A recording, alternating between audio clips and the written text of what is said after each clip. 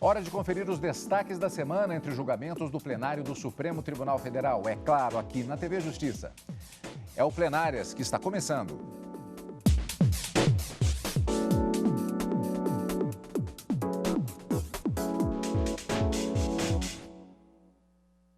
Hoje, com os principais momentos das sessões dos dias 5 e 6 de maio de 2021, a gente conversa, como sempre, já abrindo o programa com a Karina, que acompanhou as sessões plenárias. Na verdade, não apenas desta semana, Karina, porque o grande destaque é exatamente a questão da lei de patentes. Julgamento esse que foi bastante extenso, na verdade, ainda até falta um ponto para que ele efetivamente acabe, mas ele começou exatamente na semana passada, com a apresentação não apenas do relatório no primeiro dia, mas as sustentações orais não só dos advogados daquelas pessoas representadas diretamente no processo, como também dos chamados amigos da corte, os amici curiae. Muita gente falando, um processo que incide em diversas questões da economia, da indústria e até mesmo na questão das patentes de remédios, o que, como a gente disse durante a semana, em tempos de pandemia é coisa muito séria.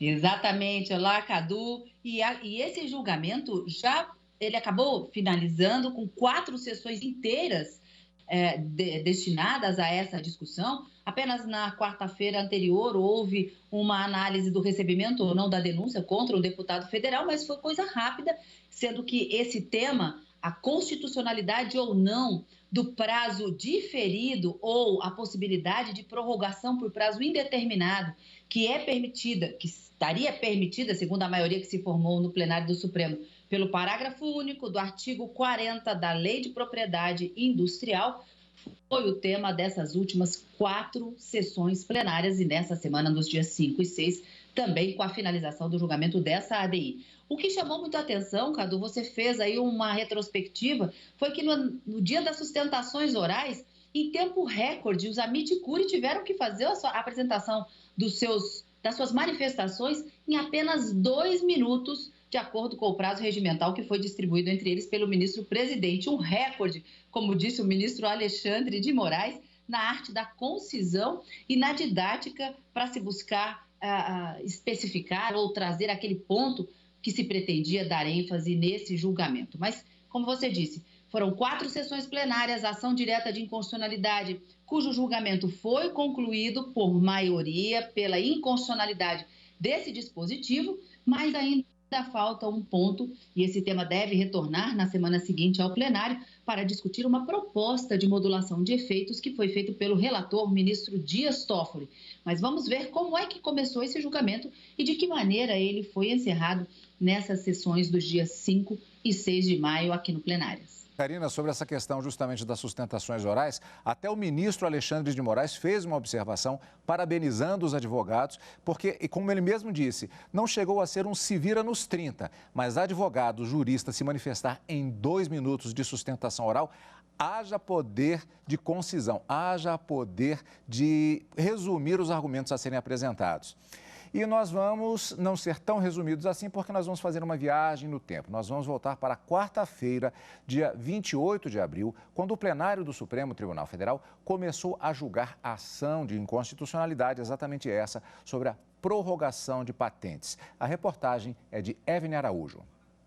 A primeira etapa do julgamento foi dedicada à manifestação das partes e das entidades interessadas no processo. Por causa da complexidade do tema, o relator, ministro Dias Toffoli, divulgou antecipadamente o voto à Procuradoria-Geral da República e à Advocacia-Geral da União. Na ação, o Supremo Tribunal Federal analisa a validade de parte da Lei de Propriedade Industrial. A legislação determina que o prazo de vigência de uma patente é de 20 anos contados da data do pedido junto ao INPI, instituto responsável pelo registro de marcas. A prorrogação da validade ocorre porque a lei também determina prazo mínimo de 10 anos de vigência da patente, quando o INPI demora mais de uma década para avaliar e conceder o pedido.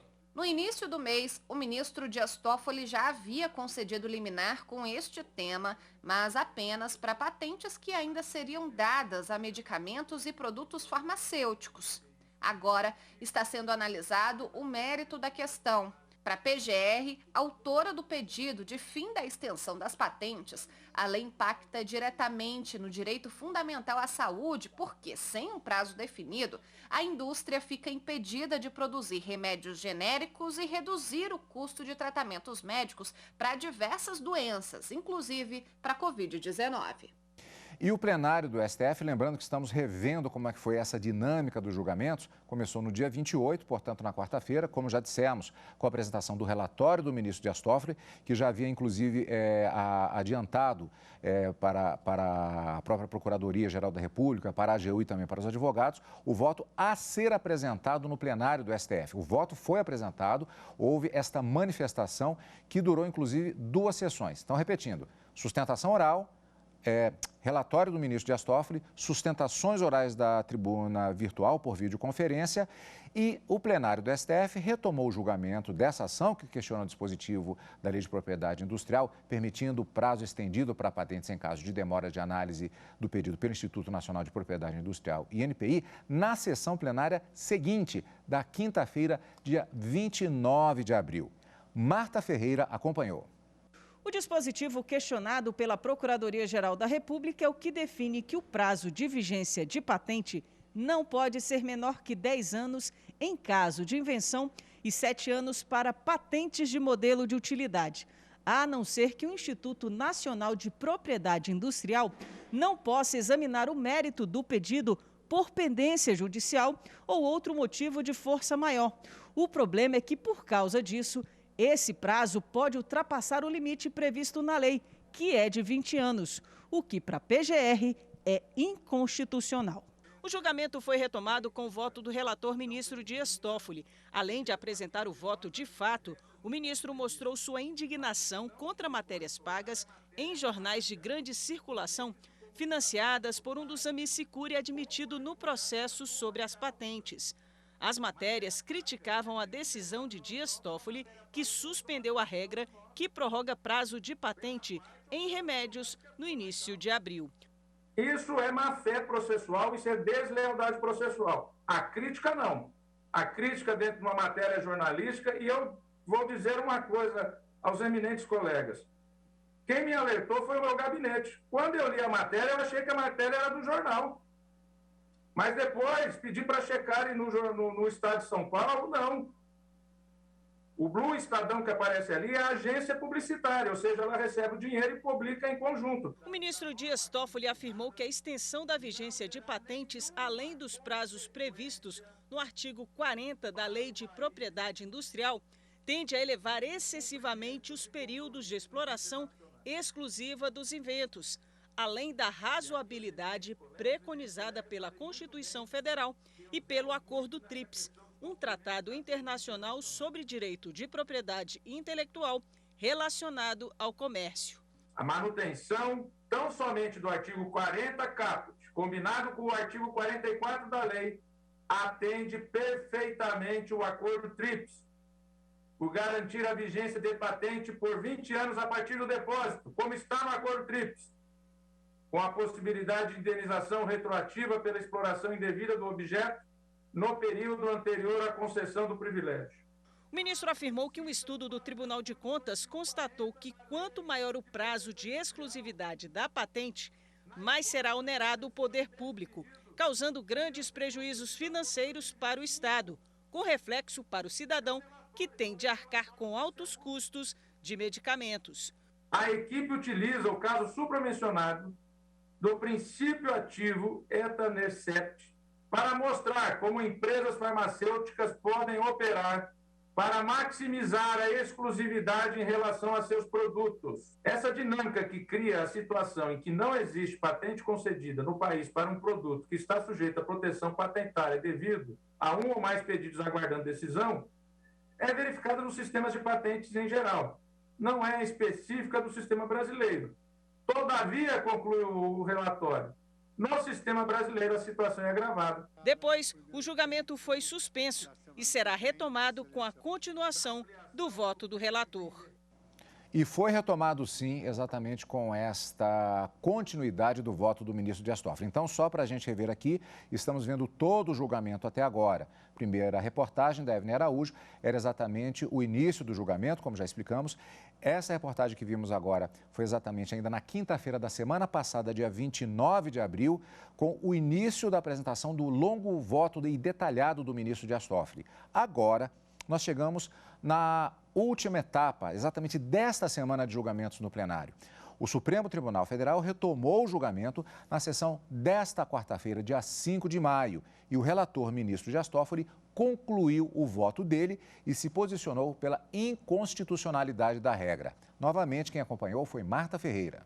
O dispositivo analisado é o que define que o prazo de vigência de patente não pode ser menor que 10 anos em caso de invenção e 7 anos para patentes de modelo de utilidade, a não ser que o Instituto Nacional da Proteção Industrial, o INPI, por alguma pendência judicial, não possa examinar o mérito do pedido. Mas, com isso, o prazo pode ultrapassar o limite previsto na lei, que é de até 20 anos, o que, para a Procuradoria-Geral da República, é inconstitucional.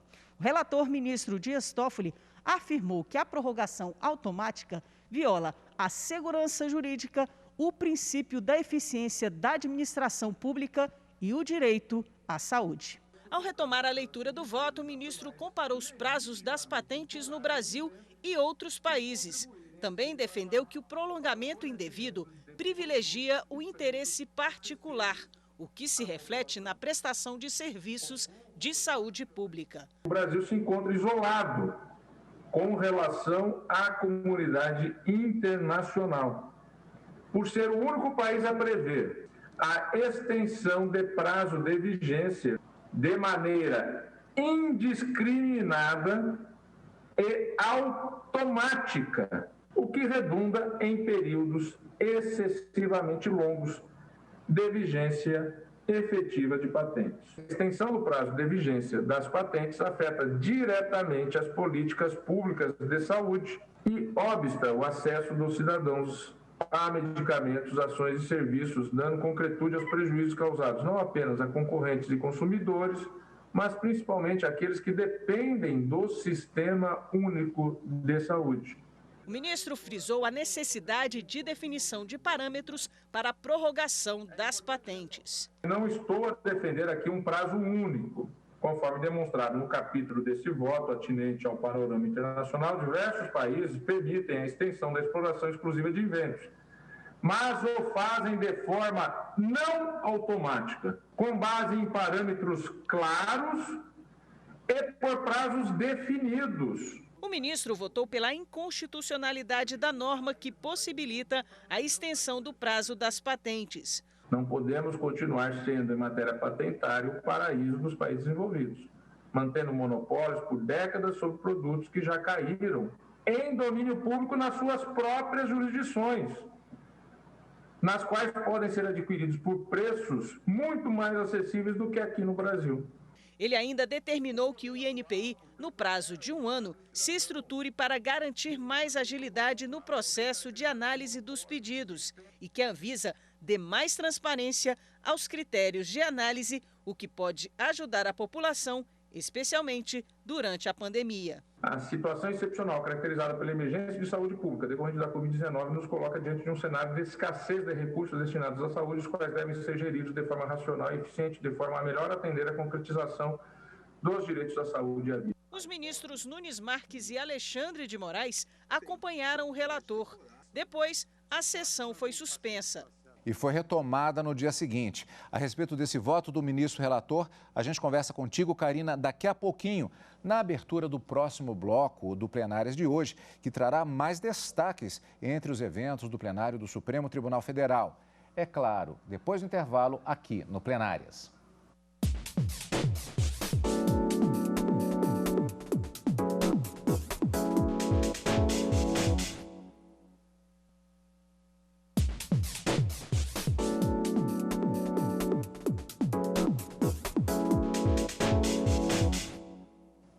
De volta. No primeiro bloco, nós vimos que o plenário do Supremo Tribunal Federal iniciou na semana anterior, ao final do mês de abril, sessões dos dias 28 e 29, o julgamento da lei de patentes a respeito de questão de prazos relativo a patentes, o que influencia todo o mercado, particularmente a indústria, até mesmo a agricultura e particularmente a indústria de medicamentos, a indústria farmacêutica. Vimos o início da sessão na quarta-feira, o início do voto do relator na sessão da quinta-feira, de sessões dos dias 28 e 29, e a finalização do voto do ministro Dias Toffoli, relator, já na sessão desta semana, do dia 5 de maio, uma quarta-feira. E também o início dos votos dos primeiros ministros a votar, ou seja, ministro Nunes Marques e Alexandre de Moraes. Antes de prosseguirmos com a finalização da apresentação dos votos na sessão da quinta-feira, dia 6 de maio, vamos conversar com a Karina, porque eu gostaria de reforçar com ela a questão exatamente do que estava em jogo aqui. O parágrafo único do artigo 40 da chamada Lei de Patentes, ou Lei da Propriedade Industrial. O que é que está em jogo exatamente aqui que levou justamente a tantos participantes nas sustentações orais e os votos tão detalhados que foram apresentados nesse julgamento? Vamos lá, Cadu, é importante a gente saber o que diz a lei e o que é que foi declarado inconstitucional. Eu ouvi muito se falar que o Supremo teria declarado a inconstitucionalidade da norma que prorroga o prazo das concessões das patentes no Brasil. Não, a norma não prorroga de forma explícita essa concessão das patentes. Ela permite, possibilita que este prazo seja estendido ou diferido, e ao argumento do Procurador-Geral da República, autor dessa ação direta de inconstitucionalidade, e do voto do ministro Dias Toffoli, isso fere a Constituição Federal na medida em que, lá no artigo 5º, ao tratar dos direitos de propriedade intelectual, a Constituição estabelece que para essas invenções haja uma temporariedade, um tempo máximo para que seja usufruído o monopólio na exploração daquela invenção ou modelo de utilidade. Então, a Constituição fala sobre uma temporariedade, vem em 1996 uma legislação que estabelece prazos máximos e mínimos, e o mínimo é justamente esse estabelecido no parágrafo único do artigo 40, mas da forma como redigido, permite que esse prazo máximo, estabelecido também pela lei, que é de 20 anos para invenções ou 15 para modelos de utilidade, ultrapasse por tempo indeterminado. E era justamente esse o ponto que se pretendia ver afastado do ordenamento jurídico e que acabou sendo entendido como inconstitucional pelo ministro Dias Toffoli com a finalização do seu voto. O ministro disse: a regra ela é arbitrária, ela permite uma prorrogação automática, então não se trata de uma regra que prorroga de forma explícita, não.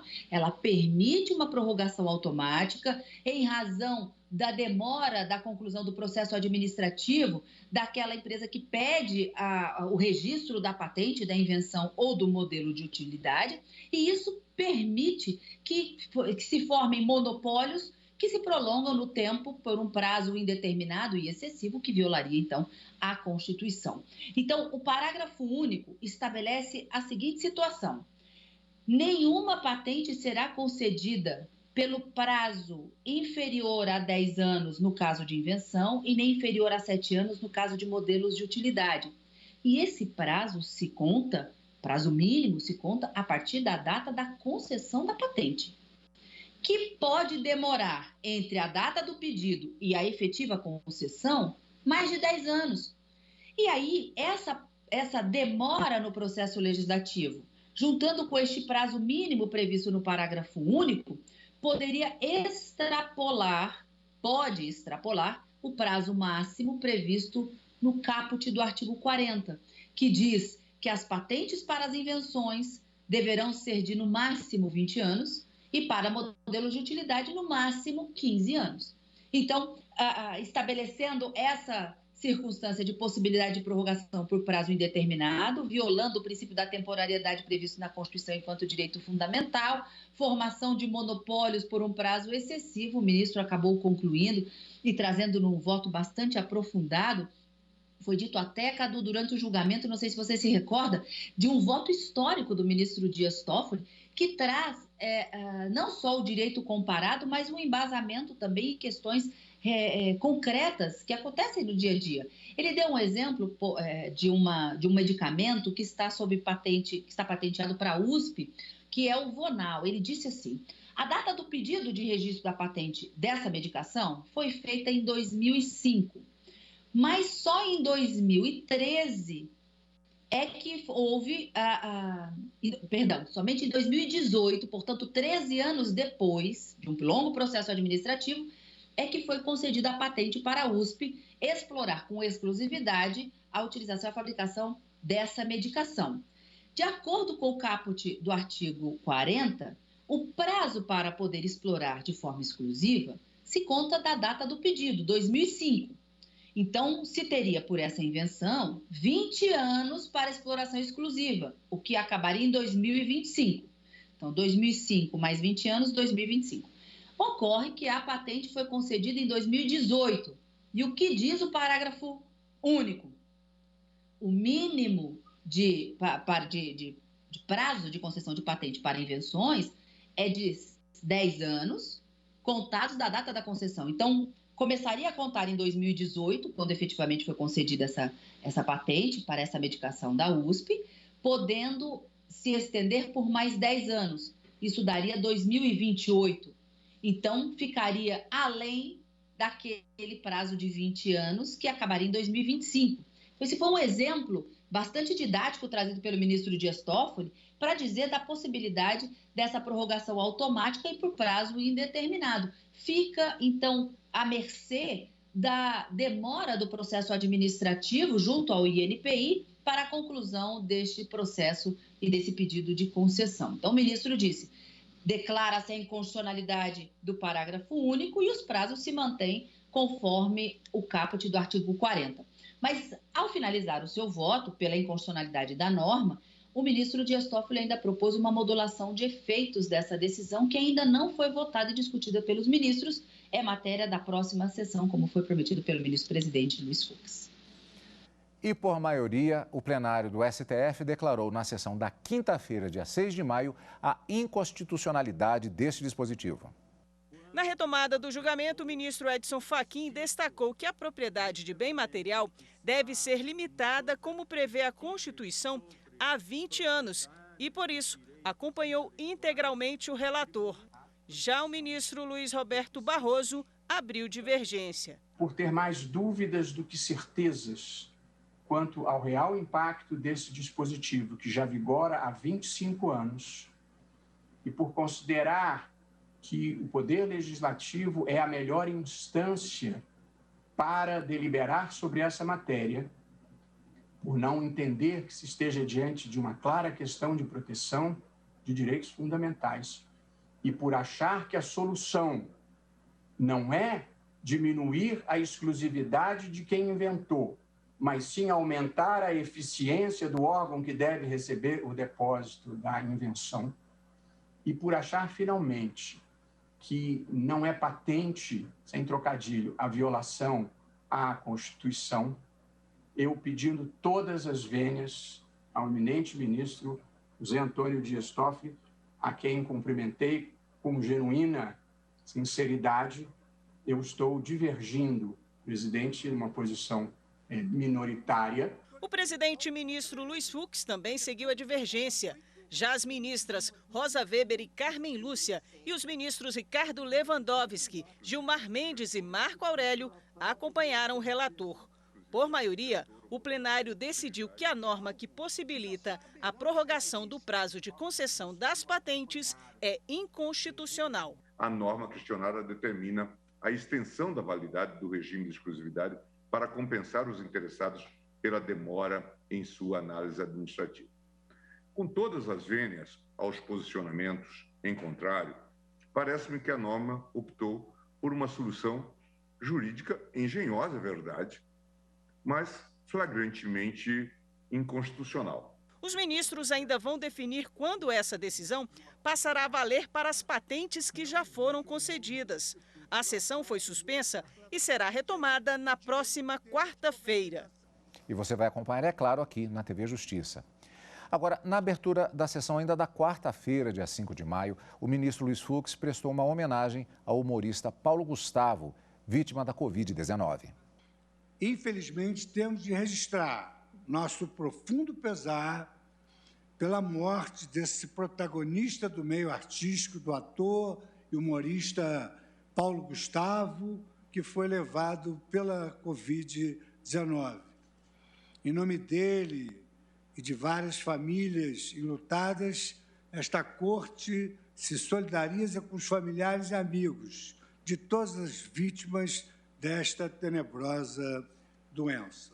E no dia 5 de maio foi aniversário da Rádio Justiça. Já são 17 anos trabalhando para que o cidadão conheça cada vez mais os seus direitos. Criada em 2004 pelo então presidente do STF, ministro Maurício Corrêa, a Rádio Justiça recebeu a missão de aproximar o Poder Judiciário da sociedade. O grande desafio nesses 17 anos da Rádio Justiça, com toda certeza, foi fixar a emissora como uma emissora de conteúdo do Judiciário e que interessasse realmente ao público ouvinte.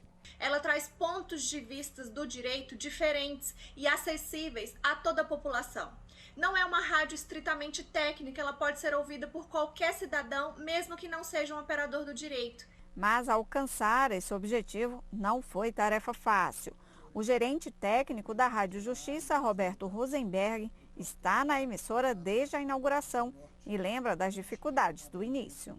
A nossa Rádio Justiça entrou no ar em 2004 com um equipamento muito precário. Um transmissor de potência reduzida foi colocado lá no Colorado, na área dos transmissores, e cobria uma pequena área em volta do próprio Colorado, até a asa norte, mas não tinha uma abrangência que uma emissora de rádio precisava ter. Em 2007, a rádio teve outro avanço. A então presidente do STF, ministra Ellen Grace, inaugurou a nova frequência, 104,7 MHz, que permanece até hoje. Sintonize seus direitos. Os avanços não param, mas os desafios também não. Com a pandemia, a rotina de trabalho precisou mudar. Apenas 1/3 dos profissionais fica na redação. O restante trabalha de casa. No estúdio, somente o apresentador pode ficar sem máscara e apenas no momento da locução.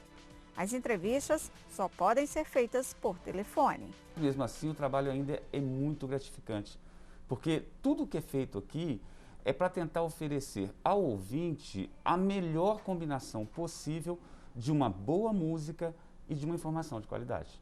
É essa preocupação com a qualidade que faz com que a Rádio Justiça continue buscando novas formas de chegar ao ouvinte. São 17 programas entre jornais, programa de música clássica e até mesmo uma radionovela. No mês em que completa 17 anos, a emissora lança mais novidades, 2 podcasts. O Plenárias é produzido em parceria com a TV Justiça. Todo sábado às 7h, Carlos Eduardo Cunha e Karina Zuccolotto fazem um resumo dos julgamentos da semana no plenário do Supremo Tribunal Federal.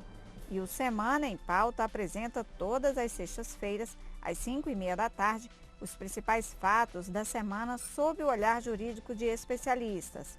E quem não puder acompanhar os podcasts na programação da rádio, basta acessar o programa no site da Rádio Justiça ou no Spotify.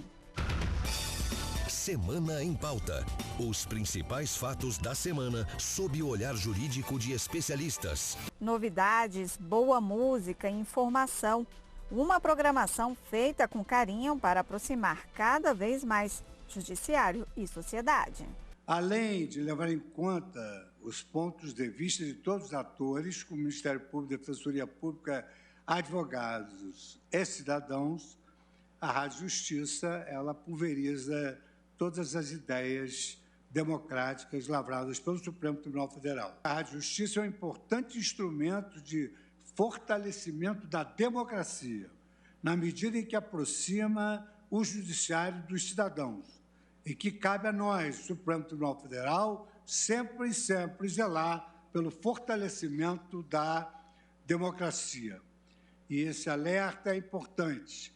O Supremo segue vigilante, como sempre esteve, para resguardar a Constituição e o Estado democrático de direito. Parabéns aos amigos da Rádio Justiça. Karina, encontro marcado com mais julgamentos do plenário do STF.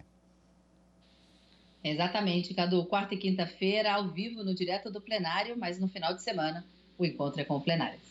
E você acompanha, portanto, plenárias aqui na TV Justiça e, como você viu agora na reportagem, também na Rádio Justiça e também pelo YouTube. E também, se preferir, pode direcionar a câmera do seu celular para o QR Code que aparece aí no canto da tela e acompanhar o podcast Plenárias, quando e onde quiser. Obrigado, como sempre, pela sua companhia.